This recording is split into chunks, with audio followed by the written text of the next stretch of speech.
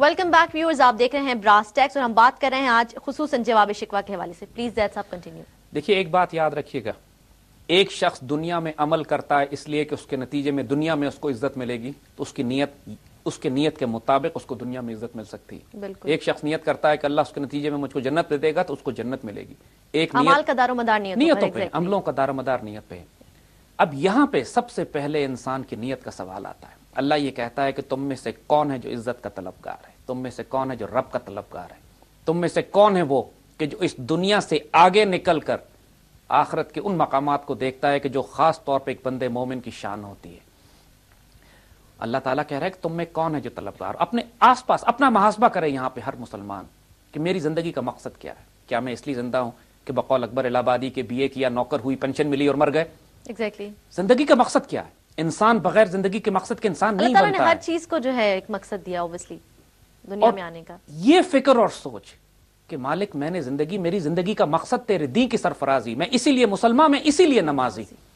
جب تک کہ ان صلاتی و نسکی و محیائی مماتی للہ رب العالمین، ہر انسان شعوری طور پر یہ فوکس نہ کر لے کہ میرا جینا، میرا مرنا، میرا اٹھنا، میرا بیٹھنا تیرے دین کے واسطے. اللہ کہتا ہے میں کس کو عطا کروں، کس کو دوں؟ کوئی مانگنے والا ہی نہیں ہے تم میں.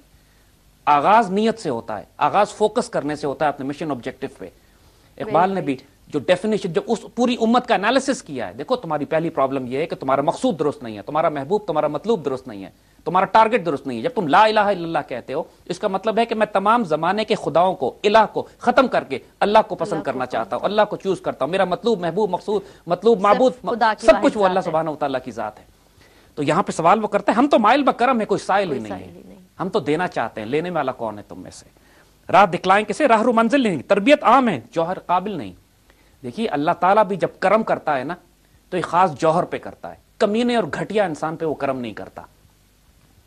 اس کو بھی پسند آتا ہے وہ شخص جو رب کا طالب نہ ہو، جو ناپاک ہو، جو پلیت ہو، جو اللہ کی مخلوق پہ ظلم کرتا ہو، جس کے سامنے بار بار اللہ کی نشانیاں آتی ہیں وہ ٹھکرا کے الگ کر دیتا ہے. جو زمانے کا ابو جہل اور ابو لہب ہو، زمانے کا قارون ہو، اللہ اس پر کرم نہیں کرتا. اللہ کے کرم لینے کے لیے بھی جوہر قابل ہونا ضروری ہے، اور وہ جوہر انسان اپنے اندر استغفار کر کے، دعا کر کے، رجوع کر کے. بالکل. تو آغاز اس بات سے ہوتا ہے ہم دیں کس کو؟ کوئی طلبگار تو ہونا. آج اپنے اطراف میں نوٹ کیجئے ہم میں سے کون ہیں جو رب سے عزت مانگتے ہوں، خودداری مانگتے ہوں، غیرت مانگتے ہوں، دین مانگتے ہوں، ایمان مانگتے ہوں. ایمان سلامت ہر کوئی منگے، عشق سلامت کوئی ہو، وہ تو اس کا اگلا مقام ہے. ایگزیکٹلی. لیکن یہاں تو ایمان سلامتی کی خیر نہیں ہے، ہم رزق روزی کی دعا مانگتے ہیں. اور حقیقت بھی یہی ہے. اپنی دعائیں دیکھ لیجئے کیا ہیں. اگر دعا محدود ہے صرف اس بات پہ کہ میری بیماریاں دور ہو جائیں اور مقدمات جیت لیں ہم اور میرے امتحان میں نمبر ٹھیک ہو جائیں. اللہ تعالیٰ خود کہتا ہے انسان کے لیے وہی کچھ ہے جو وہ چاہتا ہے. لیس الانسان الا ما سعی. ایگزیکٹلی. تو اب اللہ کہتا ہے جب تم دنیا میں وہ مقام چاہتے ہو کہ حکمرانی کرو اور حکومتیں کرو، اور یہ مقام چاہتے ہو کہ دنیا میں تمہاری ہاں اور نہ میں فیصلے ہوں، تو اپنی نیتوں کو بھی درست کرو. خواہشیں دنیا کی کرو گے تو دنیا ملے گی، لیکن اگر خواہش رب کی کرو گی تو دنیا بھی ملے گی اور آخرت بھی ملے گی. ہاتھ بے زور ہیں، الحاد سے دل خوگر ہیں، امتی باعث رسوائی پیغمبر ہیں. بت شکن اٹھ گئے، باقی جو رہے بتگر ہیں. تھا ابراہیم پدر اور پسر آزر ہیں. دیکھیے غیر معمولی بات. ہاتھ بے زور ہیں، الحاد سے دل خوگر، الحاد سے دل خوگر ہیں. ہاتھ بے زور ہیں، مسلمانوں میں طاقت ختم ہو گئی. مسلمانوں میں where is your military power, where is your dignity, where is your owner. تمہارے دلوں میں الحاد ہے. وہی جو ہم نے ویسٹرن سویلائزیشن کی پہلے بات کی تھی کہ ہم بچیاں پڑھ رہی ہیں تعلیم اور کیا خبر تھی کہ ساتھ چلا آئے گا الحاد بھی ساتھ. تو وہی بات انہوں نے کہا کہ کفر، سوشلزم، ڈیموکریسی، ربا based economic model, socialism, capitalism, nationalism, یہ سارے الحاد کے تصورات تو تمہارے دلوں میں، اور ایمان کی قوت سے تم محروم ہو. ایمان کی قوت سے تم محروم ہو چکے ہو. امتی باعث رسوائی پیغمبر ہیں. یعنی ہمارے اعمال دیکھیے، آج اس امت کا حال یہ، ہمارے حکمرانوں کو دیکھیے اس وقت آپ. یعنی اس وقت پوری دنیا میں جو ذلت و خواری کا باعث اس امت کا بنے ہوئے ہیں، اس کے حکمران بنے ہوئے ہیں، مسلمان اور امتی بنے ہوئے ہیں. ہمارے اعمال یعنی کہنے کی ضرورت نہیں ہے کہ کیا معاملہ اس کو پہنچا ہوا ہے. یہ ڈائگنوسس یہ اللہ تعالیٰ جواب دے رہا ہے، شرمندہ کر رہا ہے امت کو. اقبال کی زبان میں بت شکن اٹھ گئے، جو باقی رہے بتگر ہیں. دیکھیے بت، ہمارے محمود غزنوی بت شکن مشہور تھا، یہ حوالہ ان کے حوالے سے. حضور صلی اللہ علیہ وسلم نے بھی خانہ کعبہ میں جا کے بتوں کو توڑا ہے. مسلمان ہمیشہ بت شکن رہا ہے، بتوں کو پالنے والا، بتوں کو بنانے والا کبھی نہیں ہوا ہے. بت صرف یہ نہیں ہے کہ لکڑی اور پتھر کا بت بنا کے بیٹھ جائیے. بت یہ بھی ہے کہ انسان اپنی انا کو، اپنے روپے کو، اپنی دولت کو، اپنے پیسے کو، اپنے عہدے کو، اپنی قومیت کو، اپنی لسانیت کو، اپنی زبان کو بت بنا لے. 360 بت جو خانہ کعبہ میں رکھے گئے تھے آج ہمارے معاشرے میں پھیلے ہوئے ہیں. ہر انسان کے دل میں وہ 360 عملی شکل میں موجود ہیں، عملی شکل میں موجود ہیں. وطن بھی بت ہے، یہ بھی بت ہے، نیشنلزم اور سوشلزم اور ڈیموکریسی بھی بت ہے بہت کہ جب discuss اللہ کرتے اس کے رسول کے مقابلے کے سامنے کھڑا کر دیا جائے.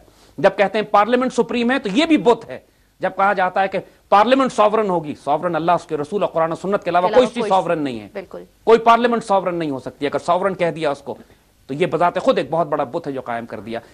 آج کے بت لکڑی اور پتھر کے نہیں ہیں، جیسے ہم نے کہا ہمارے سارے بت آس پاس پھیلے ہوئے ہیں. انا کا سوال ہے، اپنی زبان اور لسانیت، عصبیت، قومیت میں بکھری ہوئی ہے قوم، صوبائیت میں تقسیم ہوئی ہوئی ہے. وہی بات امتی باعث رسوائی پیغمبر ہے. کس قدر تم پر گراں صبح کی بیداری ہے، ہم سے کب پیار ہے، ہاں نیند تمہیں پیاری ہے. طبع آزاد پر قید رمضان بھاری ہے، تم ہی کہہ دو کیا یہی آئین وفاداری ہے. قوم مذہب سے ہے، مذہب جو نہیں تو تم بھی نہیں، جذب باہم جو نہیں محفل انجم بھی نہیں. دیکھیے بنیاد اقبال نے آغاز شریعت سے کیا ہے. بڑی غیر معمولی بات نوٹ کیجئے گا، جو ترتیب ہے، جو سیکوینس ہے جواب شکوہ میں اقبال کا. جب یہ بات کر رہے ہیں کہ تم پہ صبح کی بیداری تم پر کتنی مشکل ہے، یہ شریعت کی بات ہو رہی ہے. رمضان کی قید تم پر کتنی مصیبت لگتی ہے، یہ شریعت کی بات ہو رہی ہے. دین سے دور ہوتے جا رہے ہو تم، obviously جو تمہارا بنیادی طور پر دین کی جو بنیاد ہے کلمہ طیبہ، نماز، روزہ، حج اور زکوٰۃ اور شریعت مطہرہ، حضور صلی اللہ علیہ وآلہ وسلم کی شریعت کی پابندی، آغاز اس سے ہوتا ہے. پہلے مسلمان تو بنے، پھر مومن ہو گئے، پھر متقی ہو گئے، پھر محسن ہو گئے، پھر صالح ہو گئے، پھر شہید ہو گئے، پھر صدیق کے مقام پہ جاؤ گے. یہ سارے درجات اسی جواب شکوہ میں اقبال نے بیان کیے. لیکن آغاز اس کا شریعت سے کیا ہے. اگر شریعت ہی ترک کر دی، اگر تم نے شریعت ہی ترک کر دی تو اس کے بعد کیا توقع تم مجھ سے کرتے ہو کہ میں تم پر کرم کروں گا. یہ اللہ کی زبان میں پہلی نشاندہی، یاد دہانی امت کو شریعت کے حوالے سے اس میں ہوتی ہے. آزاد صاحب یہیں سے ہم گفتگو کا سلسلہ کنٹینیو کریں گے. ویورز، بات ہو رہی ہے اقبال پر اسرار میں جواب شکوہ کے حوالے سے. ایک بریک کے بعد دوبارہ حاضر ہوتے ہیں.